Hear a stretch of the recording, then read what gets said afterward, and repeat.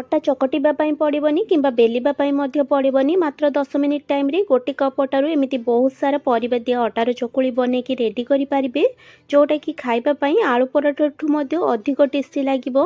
आईठी आपण मैंने देखिपुंट चकुलीटा केते पतला या सहित केते नरम अच्छी जोटा कि खाइबापी पिलाठू बड़ समस्त को बहुत ही पसंद आसो।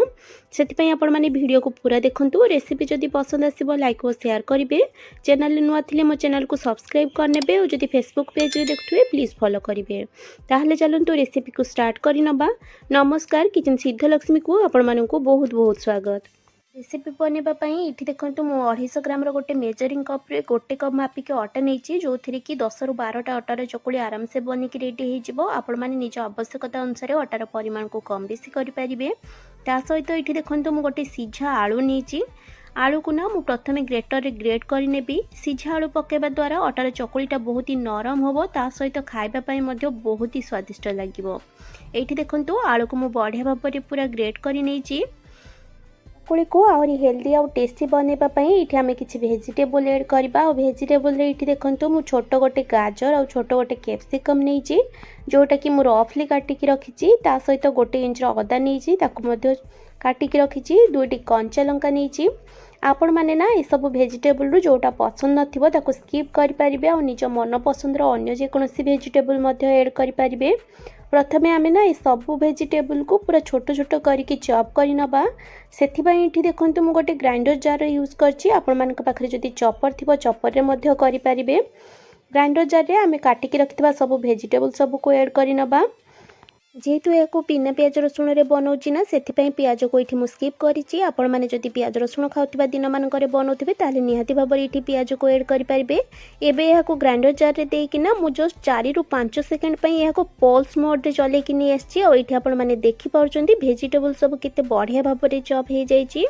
एबे सब वेजिटेबल को ना आम नहीं से मिक्सिंग बाउल रे ऐड करनबा।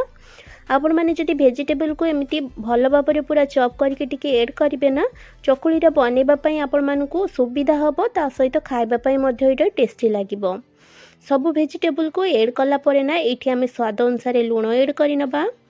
ता सहित ये मु आधा चामच घर तैयारी भजा जीरा लंका गुंड ऐड कर नौची। आपण मैंने यह जगह गोटा जीरा ऐड करेंगे। आईटी देखो गोटे चामच धला राशि ऐड कर नौची। धला राशि सहित ना ये मु आधा चामच चिली फ्लेक्स ऐड करेंगे। आपण मानक पाखरे धला राशि और चिली फ्लेक्स जदि नथिबो आपण माने यहाँ स्किप करेंगे। आईठी एबे आमे अल्प अल्प पानी ऐड करिकिना यार गोटे बेटर बनै नबा। आपण मानको स्पून हाथ बा हुइस्कर जो थी भी सुविधा हम आपण माने ये बेटर को बनै नेबे। एठी एका थरे अधिक पानी ऐड करेंगे नहले एटा पानी हो सहित लम्स क्रिएट हम। तेणु करके अल्प अल्प पानी ऐड करके यार बेटरटा को बनै नेबे। देखो प्रथम तो मुझे अल्प पानी ऐड करी ना एबे आउ किछि पानी ऐड कर नौची। और ना हाथ में चकटिकी ही भल भाव में मिसई नौची जहाँफल सब जिनस बढ़िया भाव में पूरा मिसी पार। ये देखो सब जिनस को ना मु बढ़िया भाव में मिसई नहीं। एबे आम ए आउ किछि जिनस ऐड करबा। चकुली रे गोटे भल कलर पाई ना ये मु देखु 1/4 टीस्पून हलदी गुंड ऐड कर ता सहित 1/4 टीस्पून गोलमरीच गुंड ऐड कर नबा। और यहाँ भल भाव में पूरा मिसई नबा। मुझे यूज करथिबा कंचा लंका चिली फ्लेक्स बा गोलमरीच गुंड जहाँ भी आपण माने यूज करचंती जदि पिला मानक पई बनाउचंती ना ताहले तांको टेस्ट अनुसार या कम करि परिबे आपण माने। एठी देखंतु बेटर को भल भाव में गोळे से नेला परे ना बेटर एठी हमर बिल्कुल रेडी हो जाइए चकुली बनैबा पई। आपण माने याठू अधिक थिक बा अधिक पतला करिबेनी नहले चकुलीटा भलरे तयारी करि परिबेनी। एबे चलंतु आमे याको नेकी चकुली बनै नबा। चकुली बनवाई ये देखो गैस ऑन करके गोटे पैन बसई नहीं। पैन भल भाव में गरम है ये तेल ग्रीस कर नहीं। आपण मैंने चाहिए घी ग्रीस करेंगे। आईटी आपण मानक बेटर फाइनल कंसिस्टेंसीटा देखा देखो एमती रखिए। या अधिक बहलिया पानी बिल्कुल करेंगे नहले चकुलीटा भलरे तैयारी हो पारबनी।